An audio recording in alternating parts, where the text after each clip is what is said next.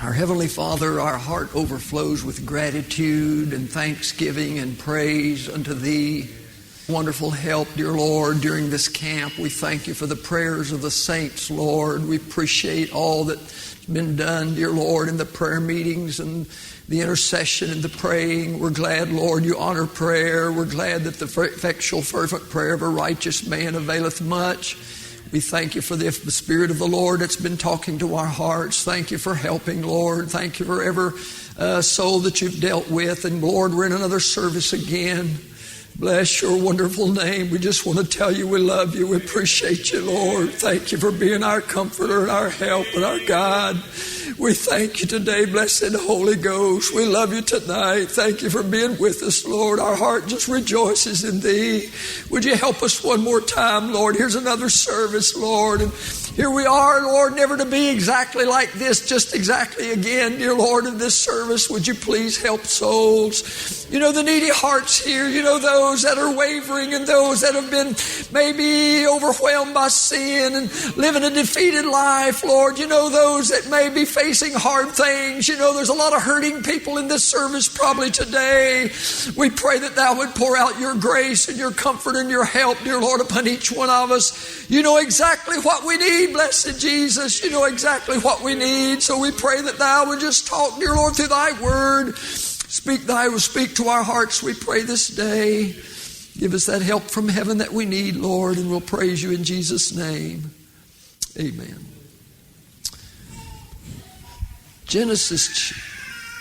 I'll start over.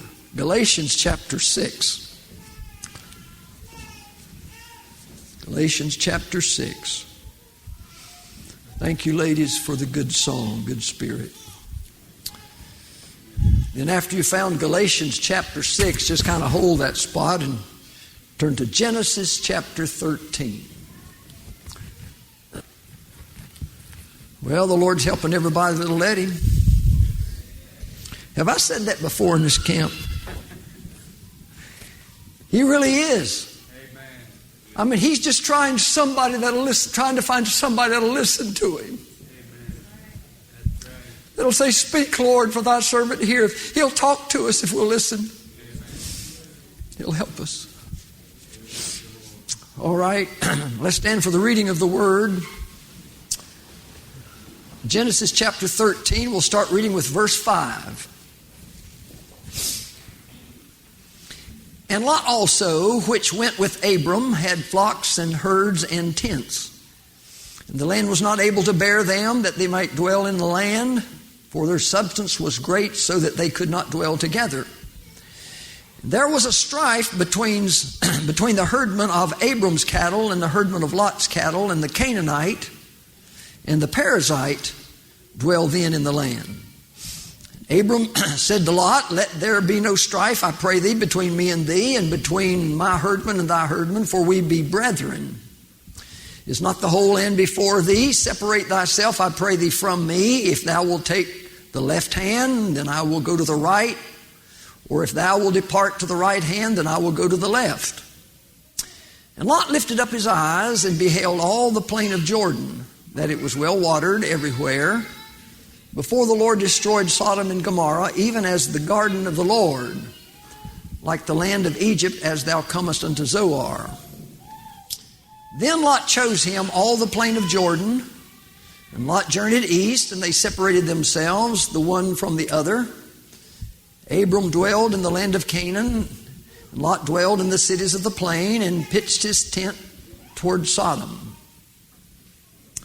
But the men of Sodom were wicked and exceeding sinners, wicked and sinners before the Lord exceedingly. Let me read it again. But the men of Sodom were wicked and sinners before the Lord exceedingly. That's a red flag. If we didn't have any more of this whole story than that, you could know for sure something is not going to work out well with Lot. There's going to be a problem. He chose in the wrong direction.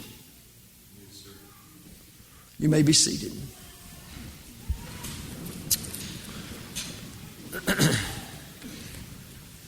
Galatians chapter 6, verse 7 8 and 9. Be not deceived. God is not mocked. For whatsoever a man soweth, that shall he reap.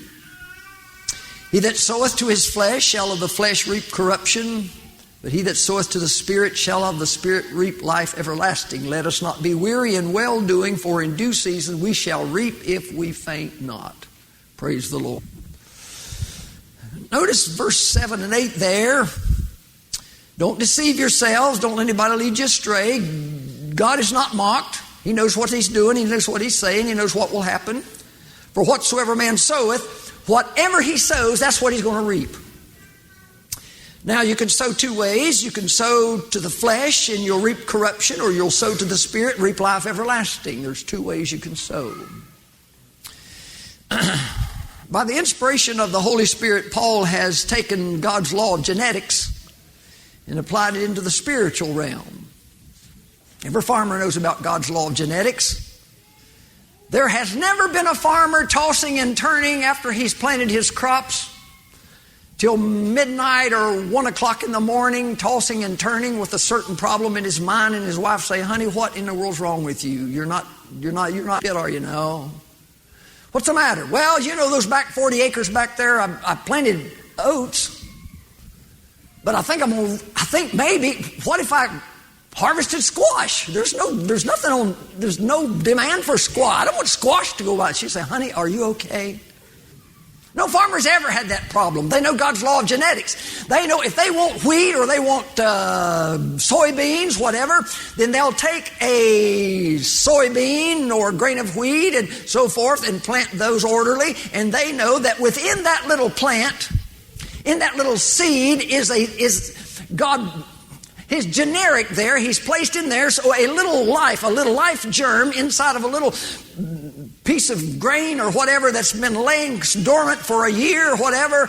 And if you put it in the right environment and soil where there's moisture and the sun warms it up, that little seed that came from this soybean plant over here has the same germ and genetics that was planted in the ground in this soybean. And so you plant this one, and what the plant comes up will be exactly the same genetics as what the seed was. And when it gives seed, the seed on it will be exactly like the seed that was planted over here, because God's plant is just His plant. Is the genetics, it just keeps reproducing itself. In the first chapter of Genesis, the third day, said God said, let the earth bring forth grass, and the herb yielding seed, and fruit tree yielding fruit after his kind, whose seed is in itself upon the earth. And it was so. And the earth brought forth grass and herb yielding seed after his kind, and the tree yielded fruit whose seed was in itself after his kind. What the Lord is doing here, He's saying this: I'm making plants so that whenever they bring forth seed, they're of the same kind of the seed there, and they will always be the same kind, and so forth down the line. You can depend on it. If you want soybeans, you plant a soybean. If you want corn, you plant a grain of corn. If you want wheat, you plant wheat. If you want oats, you plant oats, whatever. God's law of genetics. If I'm going forth to meetings here and there, and back when my wife was traveling with me, she got sick in 2004 and cannot travel with me. She certainly would like to. She'd like to be here.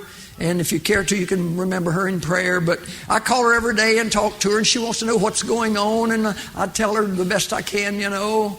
She's there at home. But anyway, when we're traveling down the road, we might see a cornfield. See out there's corn growing. It might be 2 inches high, might be a foot high, might be waist high, might be head high or higher. And when I see that corn growing out in the field, I don't have to know who owns that field. I don't have to know who planted it. I don't have to know what make of tractor he used. I don't have to know where he got his seed corn. I don't have to know what brand of fertilizer he used. I don't have to know any of those things to know without any contradiction that man planted corn. Duh, you know. Well, how do you know? You weren't there. I mean, you don't even live around here. You don't know who owns the field. You're just driving by and you see corn. How How do you know what he planted? Because God's law of genetics said if there's corn growing, go back and trace it back to its roots. There's a grain of corn down there, and that grain blossomed or sprouted, come up and put down a root and put up a stalk, and that's the corn. I know he planted corn. Prove me wrong. Suppose, let's go a little further. Suppose I was going to a meeting and I was getting there a little bit early during the day or something, and I saw a farmer out here planting in his crops in about a 10-acre plot there, and he's planting his grain out there, and I'm thinking, well, I've got a little time. I'm interested in farming, and so I'd like to just stop here and under this tree here at the edge of the road where his tractor, where his truck and seed and so forth are, and I'll just stop and watch him. So I get out of my car, come around and lean against the fence and watch him. He makes several rows around that 10-acre field, and after a while he's pretty much down low, so he pulls up around under the tree where this seed is that he's sowing, planting with a drill or planter or whatever you call it. And I say, howdy neighbor, how you doing? Well, I'm doing all right. What you planting? Wild oats. Beg your pardon? What'd you say? Said planting wild oats. Oh, okay. I didn't know there was a market for wild oats. There ain't. What are you going to do with them? Sell them on the market? Is he okay? I don't know. I'm just kind of worried about that. You say that you're planting wild oats, but there's no market, and yet you're going to sell them on the market. I'm sorry, but something went over my head somewhere. Well, it's like this. Back after the Civil War, my great-grandfather bought this whole 85 acres through here. And now let's forget crop rotation, okay? I know that's crop rotation, but just lay that aside for illustration purpose. My great-grandfather bought this whole 85-acre farm, and this particular acre here, he timbered it all off, and it never been planted before, just wild there, and he stumped it all out and so forth, and as he did the rest of the farm. And this area in particular, he started growing oats. He grew oats as long as he in this farm, and it produced wonderfully. So he decided, since it's producing so well, I'll just keep planting oats. And so when he got so old, he couldn't plant a farm anymore. He said my grandfather took it over from him, and he's planted oats here. It had a wonderful crop of oats every year, and he was so impressed, and he just kept planting oats here. And so then when he got older, my father took it over, and he has been planting oats ever since here. And I took it over from my father, and I've been planting oats. 44 years I've been planting. 47 years I've been planting this oats, and this is a marvelous field. And so the other day I went down to the granary, and I was going to get some seed oats, and he told me the price. I told him Jesse James used a gun. I can't go that way. Well, you can do without. Not do without. I thought about that a long time. I thought, man alive. And I got to thinking, this ground has never known anything but oats since 1881. And I guarantee you, as used as it is to planting good oats, I believe I could take some wild oats and I could plant it in this field. That ground wouldn't know the difference. It just produced a crop of regular oats just like it always has been. And I'm thinking of getting my cell phone and maybe calling 911 and getting the fellows in the white coats to take this guy off to the funny farm or something, if he planted, it's not the ground. The genetics of what produces is in the seed. And that is an incubator there where you put seed in the incubator. There's minerals and nutrients in the ground, and here's the sun that shines upon it. God sends the rain, and the rain moistens the seed, and the sun makes it sprout, and it drops down a root, I think, first, and then it brings up a stalk, and it begins to grow. And whenever you get your crop, what this crop is up here, 2-3 feet in the air, is exactly what was under the ground, what you planted there just below the surface of the ground. Everybody knows that.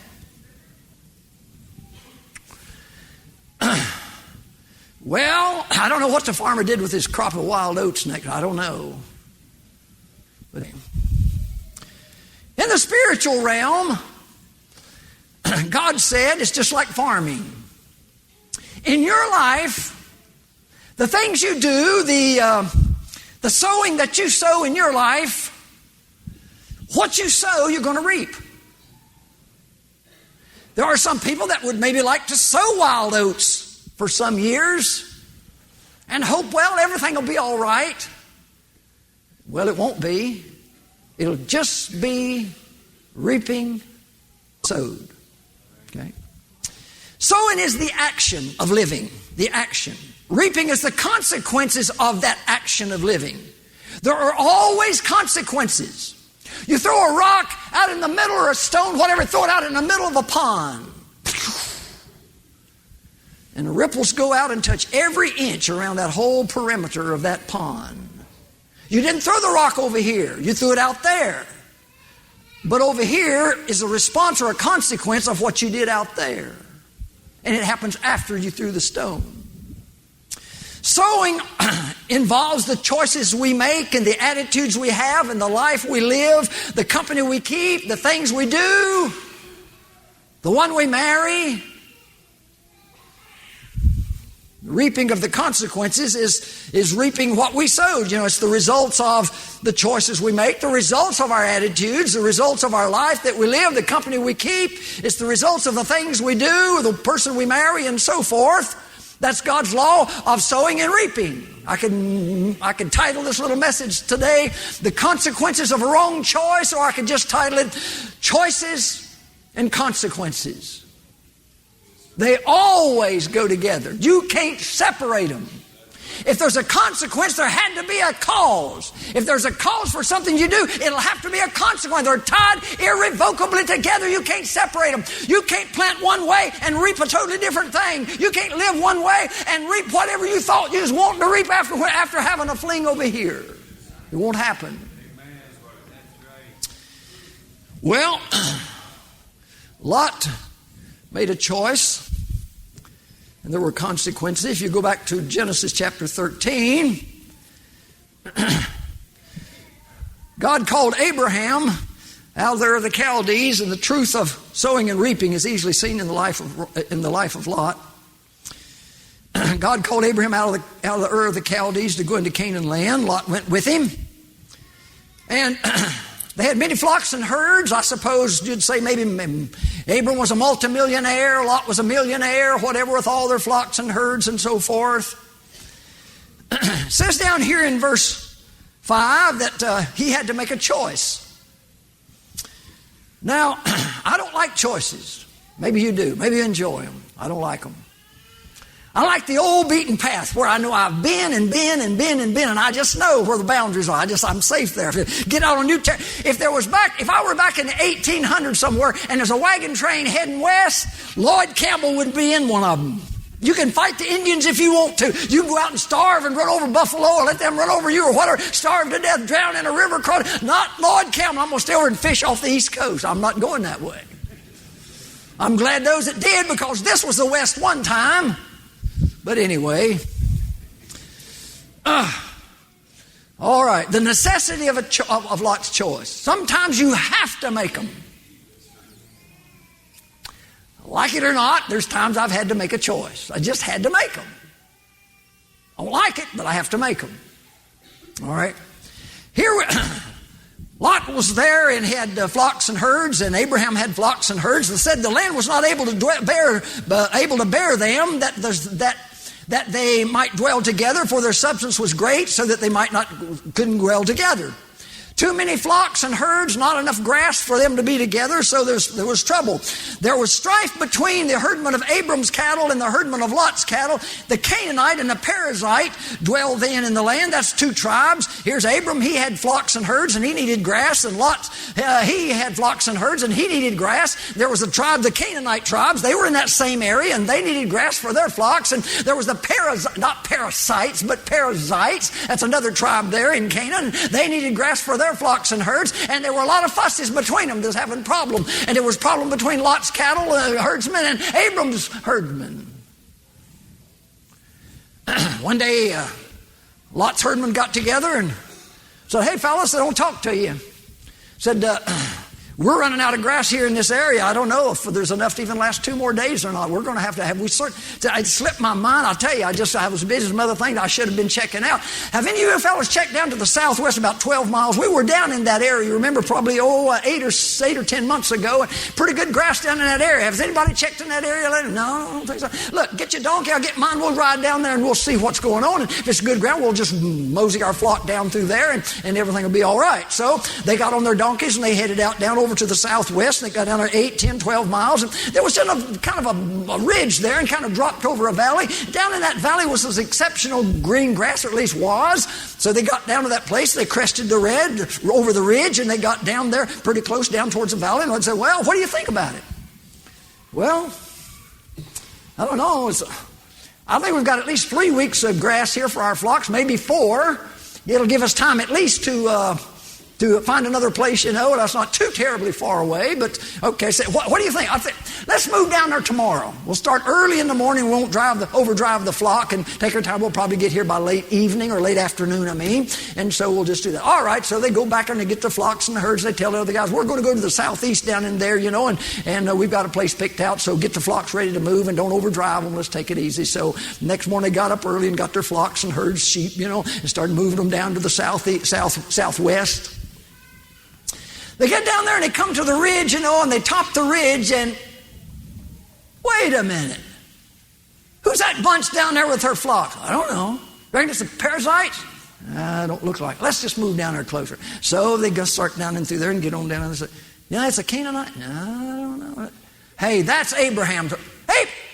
Get up. Hey, fellas, what do you think you're doing down here on our property? This is our grass. What do you mean your grass? I didn't see no sign around here that you own grass down here. Don't get smart. You know what I'm talking about. We were down here yesterday morning or afternoon, and we was looking, and we found this here, and then somebody told you about it, and smart Alex as you are, went around behind our back and snuck down here and got ahead of it. I know you're. Don't go to bad mouthing me. Oh, watch your mouth. If you don't watch your mouth, if you wasn't Abraham's servant, I'd punch you in the face. Well, don't let that stop you. Crack away. He's having trouble. Abraham said, Lot said, our herdsman's having trouble. I don't want it to come up to the vine and get me and you into trouble. I tell you what, there is problems. There's not enough grass here. We're just going to have to split up. That's all there is to it. It just, I tell you what, it took Lot up on this kind of a mountain like. He said, Lot, now Abraham was there because God sent him there, and Lot kind of went along for the ride, whatever. I know his father had died, Abraham's brother. But anyway, Abraham had kind of took him under his wing. So he says to him, I'll tell you what, Lot, just look around. The whole land of Canaan's before you. You have a choice. Now that was a gracious offer, because Abraham was there at the order of God, at the will of God. Lot went along with him, kind of under his wing. Lot looks around. Abraham said, all right, look, you take the left hand. I don't know which way they were facing, whichever. You take the left hand, I'll take the right, or you take the right and I'll take the left. It doesn't matter. You just pick whatever you want. It's no problem whatsoever. You just go ahead. And Lot looked around and looked around and looked around. Man, never seen it from this viewpoint. Down along the Jordan River, it was luscious grass. It was growing down there. And down in that valley there where the cities of Sodom and Gomorrah and the cities of the plain were. Everybody knew about Sodom and Gomorrah. Everybody knew about that. No problem. Everybody knew about it. Lot knew about it. He looked out over and he said, that looks just about like the Garden of Eden would have been. He said, that is wonderful. That is wonderful. Okay, he said, I'll tell you what I'll do. I'll go down here. I'll go down towards the cities of the plain by the Jordan River, and I'll choose that down there. Lot said, okay. Abraham said, that's okay. That's up to you. Okay. So he moved his flocks and his herds, and he pitched his tent down toward the cities of the plain.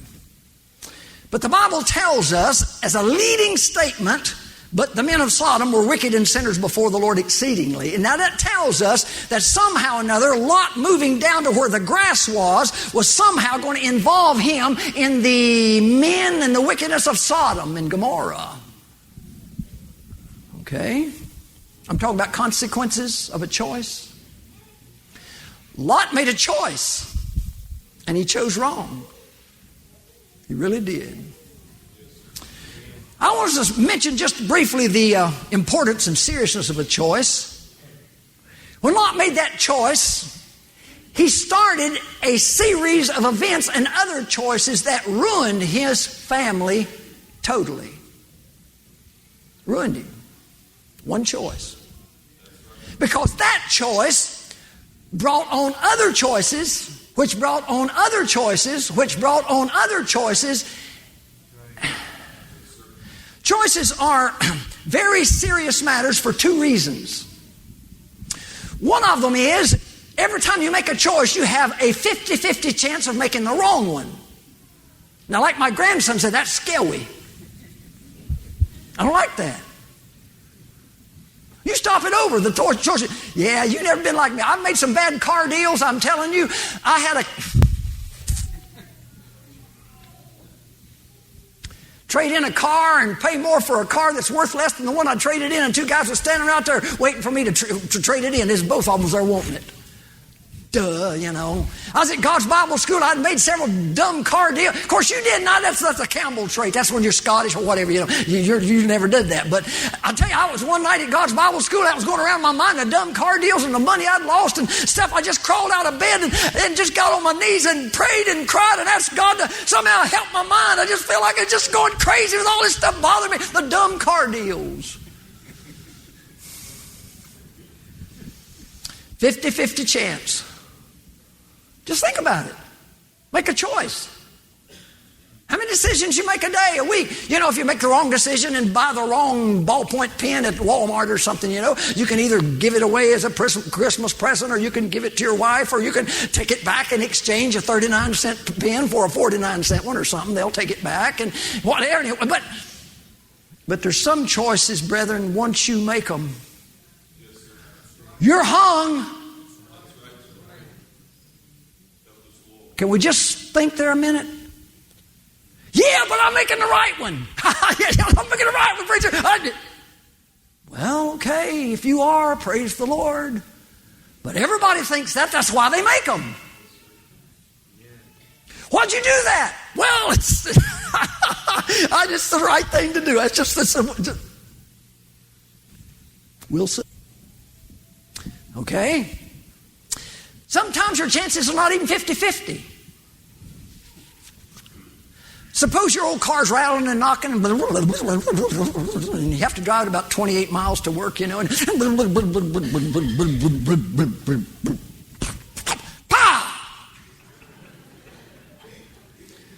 you go in the house and say, honey, I tell you, I just, you know, I'm not pulling your leg. I mean, we're going to have to trade cars. That's all. We have to get another car. And I don't even think I even get it. I can't even get it back to the little town there where I work. I don't know what to do. The only thing I think about is down there that Fairfield, that little crossroads down there, and Honest John's car lot. What are you laughing about? I was preaching along this line in one church one time, and I just said something about Honest John's car lot, and I just went on, and I didn't beat up on him or anything. I didn't say a word about it. I just said Honest John's car lot, and we just went on with my little illustration here. And after I got through with the message, there was a woman, one of the main women in church. I was back in the vestibule here, or close to it, and this woman came up pretty, you know. And in a good spirit, she said, did you know Brother So-and-so runs a car lot? I said, no, I don't know anything about Brother So-and-so running a car. And right behind him, here she came. Behind her, here he came. He goes, and he was troubled. He was upset. He said, I'll have you know, he said, I don't lie to nobody. I didn't even know he had a car lot. What's he squawking about? He said, I don't lie to anybody. I don't lie to nobody. He said, if there's something wrong with the car, I don't tell them nothing.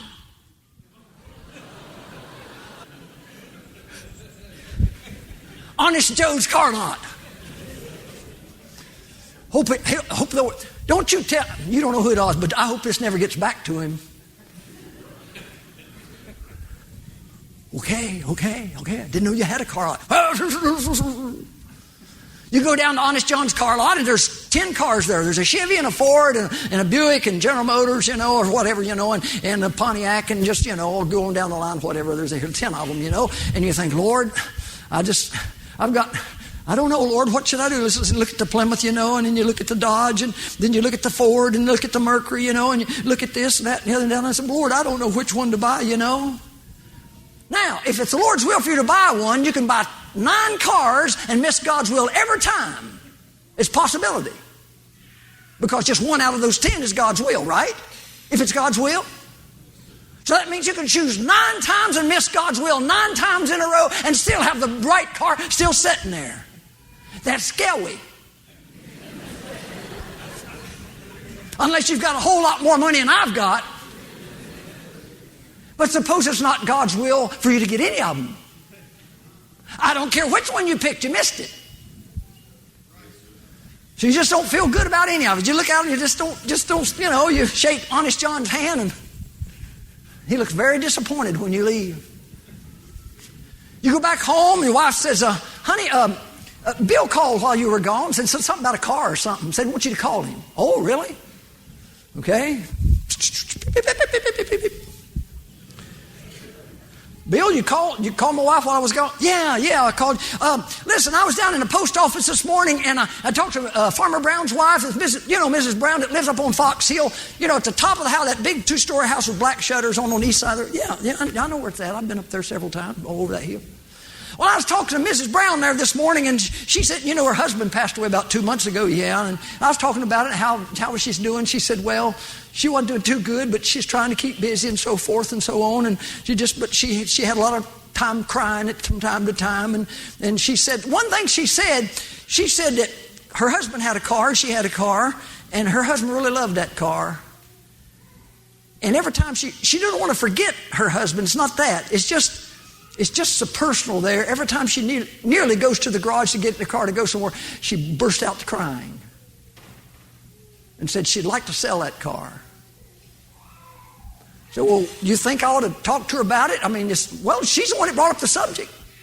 Well, okay, well, thank you. Thank you very much. I'll go up there. In fact, I was looking for a car earlier down at Honest John's car. Where? Okay, and so I'll hang up the phone. Honey, I'm going up Fox Hill there to see Mrs. Brown and so forth about the whatever. All right, okay, all right. So he gets his car and it goes up on Fox Hill, and there's the house here, and he pulls in the driveway and rings the doorbell. It goes into the back part of the house, the kitchen there.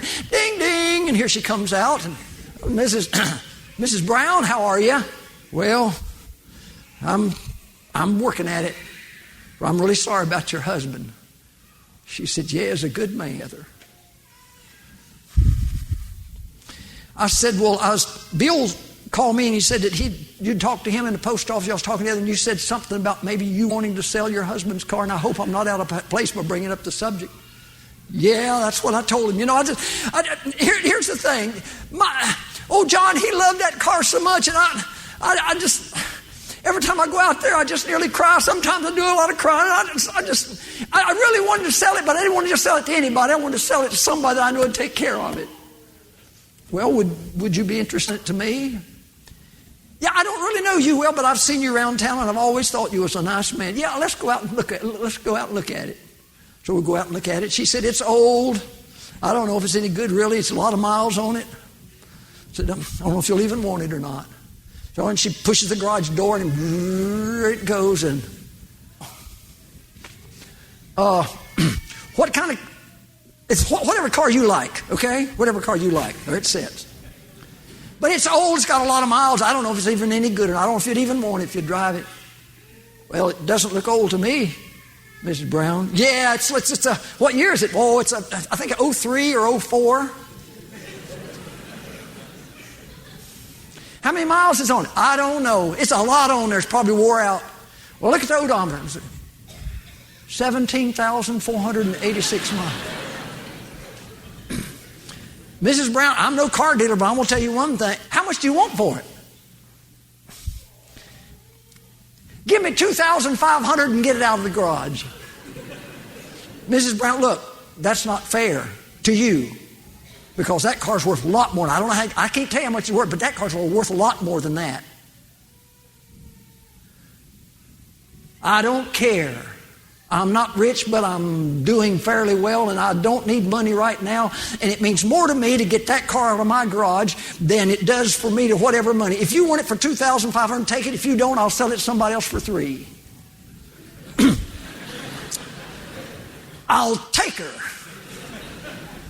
You know, if we go slow on making choices, there's a lot of times you feel that little check in there, brother. You better slow down. God's got something better for you. Somebody says God can tell you one of two things. Yes, or I got something better. Now, I believe that, brother. If we'll just slow down and not be in a hurry, God can make a lot of choices for us, brother, and we won't have to wish I had jumped and did that like Campbell did when he was a boy. Teenager, trading cars and getting messed up. One reason why they're so serious and choices are making so serious, you have a 50-50 chance of making the wrong one, and then you cannot ever foresee the consequences, all of them. You can't see all the consequences as a result of a choice or a decision. You think you can, but you can't.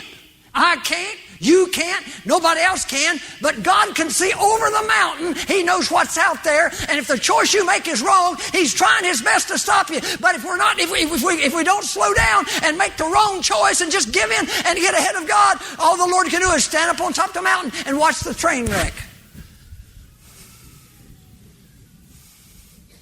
Pretty serious. A right choice will produce some very good consequences. A wrong choice will produce some very hurtful consequences, very destructive consequences, but there'll always be consequences, either good or bad. You can't avoid it. There will always be consequences to our choices. Lot made his choice without seriously considering the consequences. I think his motto was, everything will turn out all right. It didn't. Murphy's Law, if anything can go wrong, it will. The devil's law, if there's any way I can get you, I will. All right. I don't guess he ever even thought about the consequences, but anyway. Let's notice his priorities in making choices. You know, when we make choices, we make them according to our priorities. All of us have a priority list. There's things, a priority is what you put first in your life. If our priorities are wrong and we put what's down here on top as a priority and make some important decision in putting that first, we'll miss God's will every time. If we keep God's will and His purpose and serving God and our soul and our family and our children, if we keep that all into perspective, keep God first in our choices, then God will help us and He'll be with us. If we don't, brother, we'll cry some bitter tears and have some hurtful times in our life. Lot made his choice based on the grass that he saw down there. He had to have grass for his flocks and herds. I know that. He had to. That's what it's all about. But the whole land of Canaan was before him. He didn't need to go down into an area. He already knew what was down in that direction, and he didn't have to get the grass down there. It may be all right, sure, to get grass, but not next door to the devil. Where he might come over and get acquainted with your children. First thing you know, your children are gone or something else. He looked down there and he saw that plush grass, and so he knew, well, flocks and herds, I need that, and he did.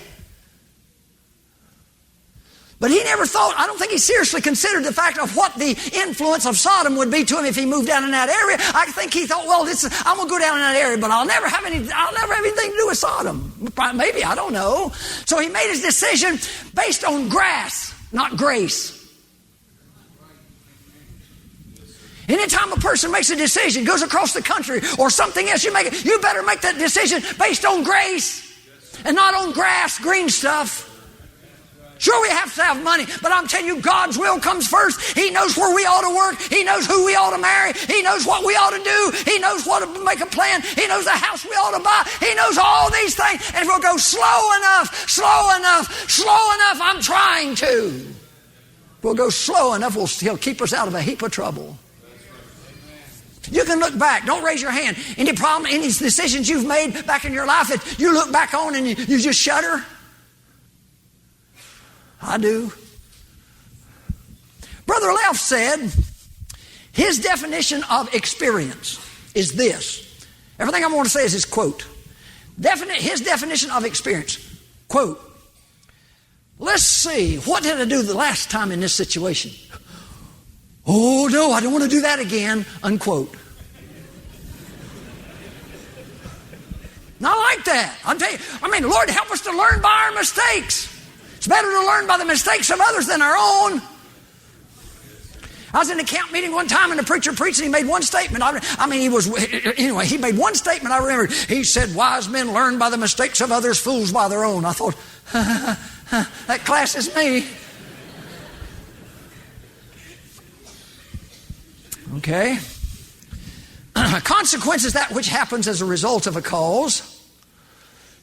Consequence is an event that happens after the cause. Maybe quite a while later, but there's always consequences. But one very important thing to remember is you can never foresee what all the consequences be or how far they'll reach into your life and the life of your family.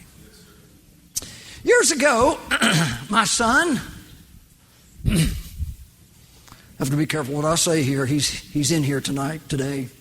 He don't want me to say that, but don't turn around and look. Just look right up here. He's a man, I'm a boy. He might whoop me when this is over, so I'm trying to be good,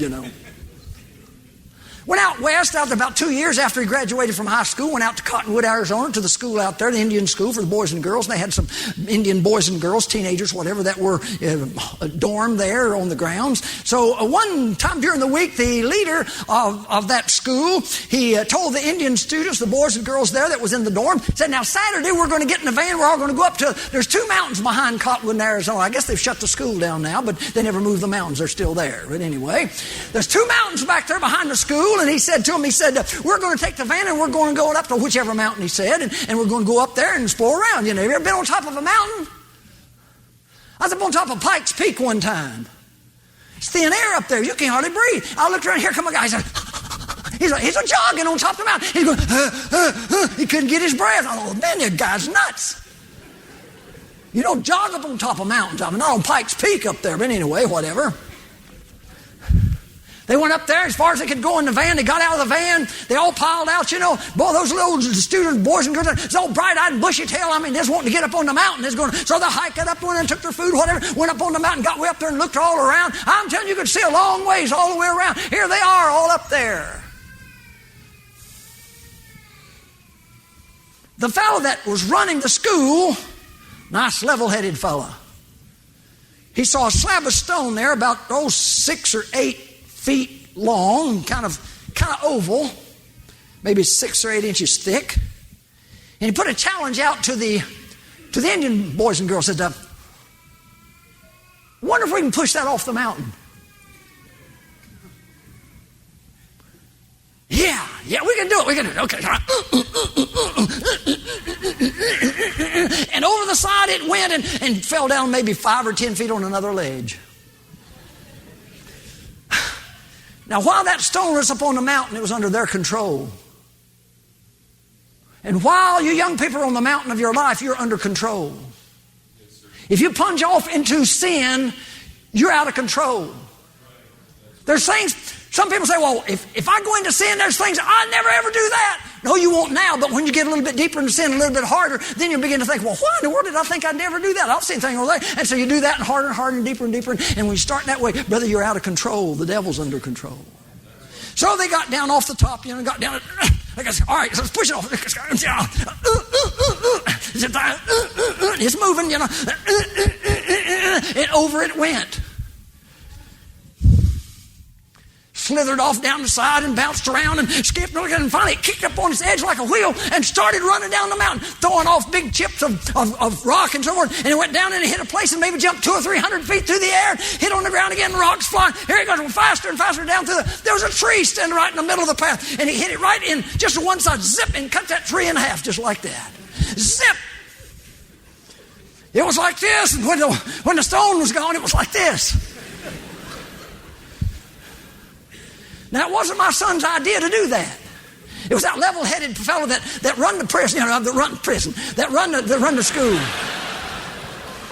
Didn't mean to say that. It was flying faster and faster and faster down the mountain. My son said he looked over the edge and the last thing he thought was, I hope there's nothing down there. Well, I appreciate the thought. It's not his idea, but that would be the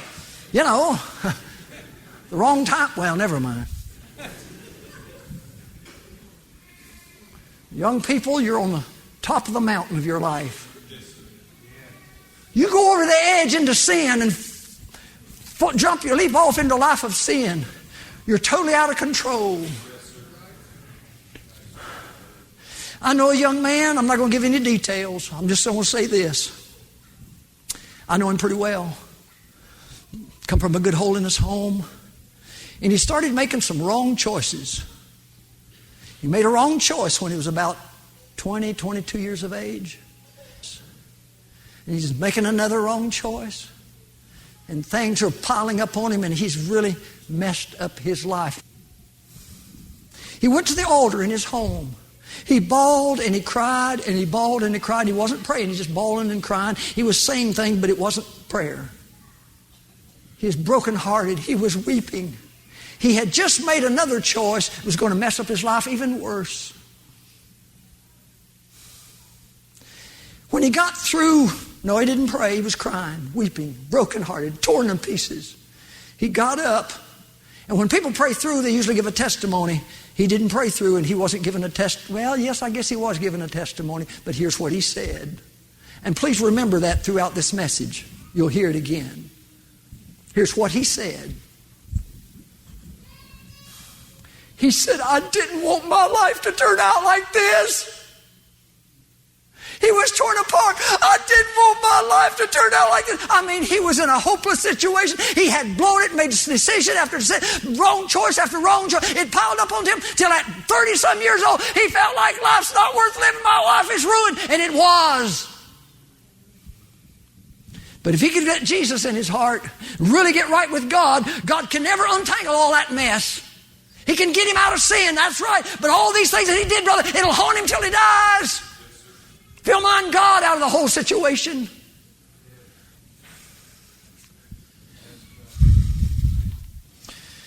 Well, Lot made a wrong choice. There was consequences. Let me just name a few of them and I'm through. He lost his separation from the world. Moved down to Sodom. Not all at once, but a little at a time, gradually. You know, when people go in the wrong direction, they don't usually make it all a great big plunge. Usually it's just little things, just little things here and there and yonder. In our chapter here, verse 12, it said Lot pitched his tent toward Sodom. The next chapter over says Lot dwelt in Sodom. And chapter 19 says that Lot sat in the gate of Sodom. He was a judge, he was an official, and he owned a house there. What in the world is he doing over there? Well, his choice was started a series of bad choices. I don't think at first he purposed to move into Sodom, but he did. One bad choice leads to another. Be very careful to avoid a choice in the wrong direction. One bad choice leads to another even worse. Soon you've lost your way. If you don't make the first wrong choice, you can't make the second one. Okay? He lost his separation from the world. I don't know. They went to market one day. I suppose to market. Lot left the solitude of the country for the bright lights of Sodom. Maybe Mrs. Lot wanted to go to the market. Honey, why don't we go to a market? We don't need to go to a market down there. We've never gone to a market. Yeah, but they might have bananas down there or something, Well, anyway, please. Honey, let's don't get out. Please. Okay. All right. So they're going down the street towards the market. And, honey, look at that house. It's darling. Look at that one. Which is that one? It says for sale. Oh, it's dark. It says open house. Furniture all included. What you see is what you get. Honey, can we look it over? Oh, then you come down here and buy a house. No, but can we just look? Whoopee. Can we just look? Won't hurt to look. You ever heard that? That's a leading move for a lot of heartache. So they go, all right, okay, we're not buying a house. They go in and look around. Oh, look, Honey, look, it's darling. I think it's all new furniture. There's a couch and a sofa there. There's a recliner for me and you. And just, there's a TV. Look at that. I'm telling you, let's go into the kitchen. Oh, my, electric stove. And here's a freezer, refrigerator, freezer, microwave. Look at, it's got a disposal all in there. Honey, look at that. Let's go back in the bedroom. Here's a nice big master bedroom and a big master bath, and then here's another, almost like a master bath to that bedroom, and another half bath down here, and there's several bedrooms there. Oh, honey, it would just fit us just fine, Look at the price, honey. Do you think that's a good price? Well, I don't know how, but yeah, it sounds like an awful good price to me from what little I don't know. I said, oh, honey, could you sell some flocks and herds and buy it for us? Please, please, please. Well, I don't know. I'll tell you what, Lot. I'll tell you what. Yeah. You go pack while I pray. I'll go pray. You go pray while I pack. So they moved in. Lot went out to see his flocks and herds one day, and he came back maybe 1 or 2 days later, come back. She said, Mrs. Lot said, oh, honey, said, we've got the nicest neighbors. This lady that lives over here, the Johnson, that's just a wonderful family. And said, do we have anything scheduled for Friday night? Well, I don't think so. Oh, good. I told her I didn't think we did. And they're inviting us for a cookout. She said, they're so glad that they got some nice people in here. Said before, just a bunch of men, and they screamed and hollered and carried on and got drunk and had wild parties about all night long. And they're glad to see a nice family move in. And said, they just want to show us our appreciation by inviting us over for a cookout. Oh, by the way, she said, they have a big swimming pool, and they said for us to bring our bathing suits. I told her we didn't have any. She said, oh, well, you're about my size. You can use one of mine. And my husband, I think about your size, your husband, he'll use mine. And your 2 daughters, be sure and bring them because I've got two teenage boys. They've been very interested looking at your girls. And besides, there's a woman down the street about 3 houses down that's got twins just about the size of your girls, and they can borrow them. So I'll have just come on over. And by the way, the boys said, be sure and tell your girls, don't bring in extra clothes with them. Just bring the bathing suits clothes. When we all get through mixed bathing together, said the boys said they want to take them downtown for a tour down through the town, and said everybody wears bathing suits down there. Just everybody just does. And said there's some awful interesting things down there he'd like to show them. You make the wrong move and see what happens. Get out of God's will and see what's happened. Anyway, he moved into town. And they began to change. He began to lose several things. He lost his watchful care over his family. No church down there. No kind of church at all. Not just a spiritual church. There just wasn't any church. If you ever decide to make a move, God's never in it if there's not a spiritual church for you to go to when you get there. Amen. Don't make a decision based on grass. We have to have a job, but be sure God's in the whole thing. And there's a Holiness church there that's old-fashioned where your wife and your children can get spiritual help. Amen. Well, he lost his watchful care over his family and himself as well. He lost his abhorrence for sin. Back over in chapter, 19? 2 angels came down there in the form of men, looked things over. Lot got up and said, oh, welcome. There's angels. Welcome in. Welcome, fellas. Men will invite you into our house. We'll feed you supper and give you a place to stay. Oh, never mind. We'll stay in the street. We'll just stay in the street one by. Not in this town, you don't. No, we can take care of it. No, it's not. You're going to go. No, please. Okay, so he went with them. Fed them supper, but before the night settled in after supper, the men of every part of the town, great and old, young and old, great and little, whatever, they compassed the house about, bring those men out that we may know them. Immorality. Lot went out and said, don't do so wickedly, brethren. Brethren. Lot somehow's getting affected here somewhere. Now, brethren. He said, look, no. Here, listen. He said, I've got 2 daughters. Here we go. I've got 2 daughters. Let me give you them. You do what you want to them, but please don't bother these men. It's my responsibility to keep them safe during the night. Lot, do you know what you're doing? Are you crazy? You lost your mind? You're giving your daughters to that crowd instead of these men? Yeah, but it's my responsibility to take care of these strangers and protect them since they come into my house. How much more, Lot, is it your responsibility to take care of your own daughters? I'd die for my daughters. I'd die for my son. Don't tell me he's not being affected. Sometimes at night, my wife and we're both in the bedroom, and we've got on that one wall, we've got a double bulb fluorescent light. Lights up the bedroom, maybe more than what it should be. It's pretty light in there. And sometimes my wife goes on to bed, and sometimes I slip out of that, go back in the front room, do some praying. It's dark in there. And I go in there, and coming out of the bright light, I can't see too well. Oh, okay, all right. I see the swivel chair here by the window. Okay. All right. Okay, I can see the couch. Okay, all right. There's the recliner, and here's the two gliders there. Okay, all right. Is it getting lighter? No. I'm just getting used to the dark. There's a lot of people, brother, that's hung around the wrong crowd in the wrong church alone. They think, brother, that they're getting new light, that things are not necessary. They're not. They're just getting used to the dark. Brother, you run around with the wrong religious crowd, you'll get affected. No, I won't. Yes, you will. No, I won't. Yes, you will. Some people would be better if they turned off the religious stations, brother. Listen to some of that garbage preaching that comes over. It'll put question marks in your mind that you can't get away from. Maybe eternal security is right. Maybe you can't get sanctified. I heard one fellow on the radio, he said this. He said, it grieves me when I hear some of these people talking about not sinning or something. He said, I know when they say that, they're lying. You don't need to be hearing that. It'll affect you. Question marks will start coming.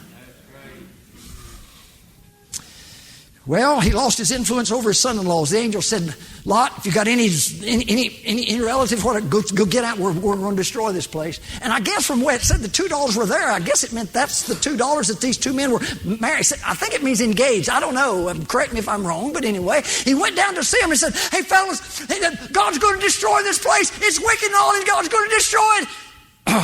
Well, old man, if this place is so wicked, what are you doing here? And that's a good question. How can you tell somebody else to get out when you moved in, brother, and been there all the time and chose to? Lost his influence over his own. He lost his ready obedience. In the morning, the angels told Lot, he said, take your wife and your daughters and get out, flee to the mountains, get out of here. It's going to rain fire and brimstone. And he said, and while he lingered, here's the angel telling him, we're going to destroy this place. Get out, get out. And he said, and while Lot lingered, I don't know what he was doing, fooling around. I don't know what he was doing. Did you not believe him? I don't know what he's fooling around. Lot, what are you fooling around about? The angel of the Lord said, you're going to destroy the place. Get out. Don't you believe him? What you doing? What are you looking for? He's fooling around. I don't know. But I know if we're living where we ought to live, brother, and God speaks to our heart, he wants ready obedience out of us if we know it's God. Said the angel took Lot by the hand and his wife by the hand, and the other took this daughter by the hand and led them out. I guess while Lot was dragging his feet. God being merciful to him. He lost his wife. The angel said, flee to the mountains, don't look back. It's God's judgment on it. They went out, the sun was just coming up as they was flying and fleeing. They finally got up to the mountains. She was out of Sodom, but Sodom wasn't out of her. And that's where a lot of people stand. They're out of Sodom, but Sodom's still in their heart. And when it is, it'll affect you. She turned and looked back.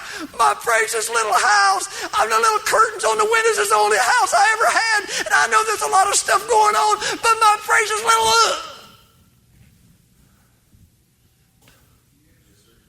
He lost his wife.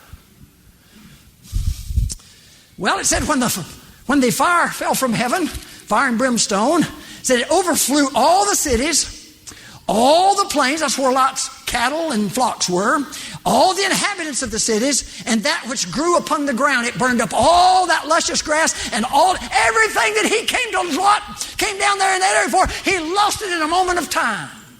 He was a millionaire, and now he's a pauper.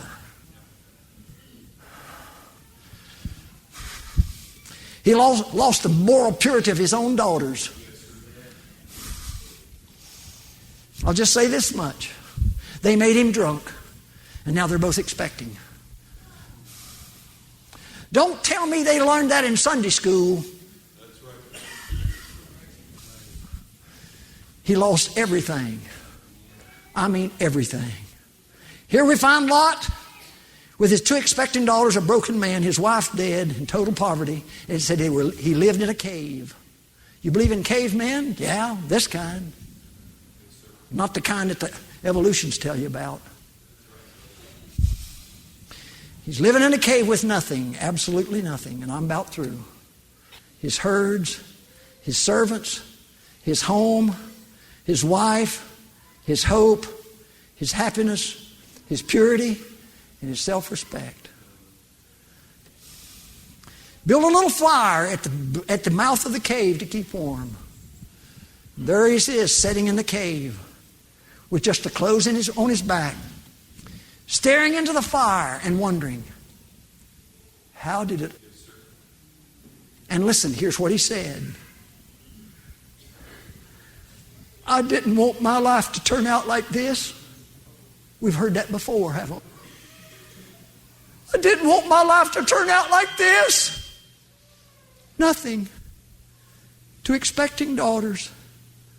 Just the clothes on his back. How did it all happen? Are you really wanting to know, Lot? Who are you? Oh, I'm just a concerned person that's been observer's been watching you for the last 2 years.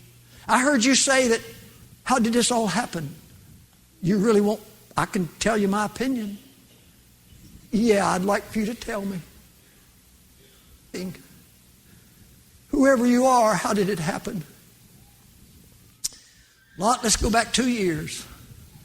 You remember when Abram took you up on the mountain because your flocks and herds was too many and y'all was going to have to say, yeah, I remember that. I remember that. Yeah. Remember he told you to look all around? Yeah. But I still don't see anything wrong with that. Wait a minute, Lot. That choice was the wrong one. And it was not God's will for you to do that. And first thing you know, you got involved in Sodom, got sucked in. You lost your flocks, you lost... It was the first, just one wrong choice, Lot, that brought you here. No, that one choice made other choices and other choices and other choices necessary.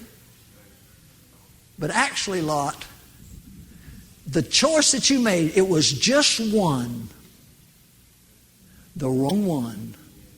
And it brought you to poverty and heartache and distress. Let me say to you, young people, bless your hearts, you've got some very important choices in your lives. The 3 most important choices you will make are this. First of all, getting right with God, getting saved. I mean really saved and really sanctified. Isn't it a pity to have to put really on the word sanctified or saved? That's the first one. The second one is finding God's will and doing God's will for your life. God has a will for you. Maybe a farmer, maybe whatever, maybe a housewife, maybe whatever. I don't know. It could be a lot of things. And the third one is choosing a wife or a husband.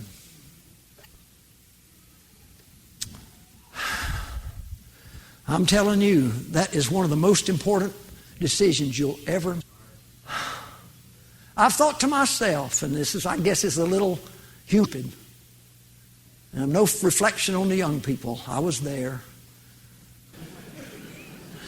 But they say there's no fool like an old fool, and I've seen some old fools, they shouldn't have done it. And now they said, I'll tell you, if I had to do over, I wouldn't do that. There's one dear brother, he got married, his wife had died, he married her. Oh, he said honeymoon. I mean, he's so happy. I'll tell you, he said, I'm so happy. I said, and that was then, about, 6 months later. And she was at the altar bawling and crying. He wasn't, they couldn't even hardly get along. I think they just separated finally, couldn't handle it. Your happiness or your destruction will come by marrying the right one or the wrong one. And what can I do to tell you the importance? I could weep my heart out, young people. I can weep for you. Please. Please be right with God first. Amen. He knows who you want to marry. He knows who you should marry. Yeah, but what if the God, Lord says, you have to marry that old ugly girl or that old ugly boy? He's not going to do that. He's not going to do that. You get the right one, yeah, there'll be adjustments and so forth, but you'll thank God 1,000 times for a wife or a husband that stuck by you in the thick and thin. And the other one you're thinking about married went over here in destruction after about 2 years out of Bible school. Well, let's stand. Is there anything appropriate that we could maybe play or sing for just... I'm not trying to give an altar call, but how can I just leave you here without giving somebody a chance to pray if you wanted? God's talking to your heart. Let's just sing a verse or something, of course, whatever, somebody, I don't know, whoever. Whatever comes to your mind.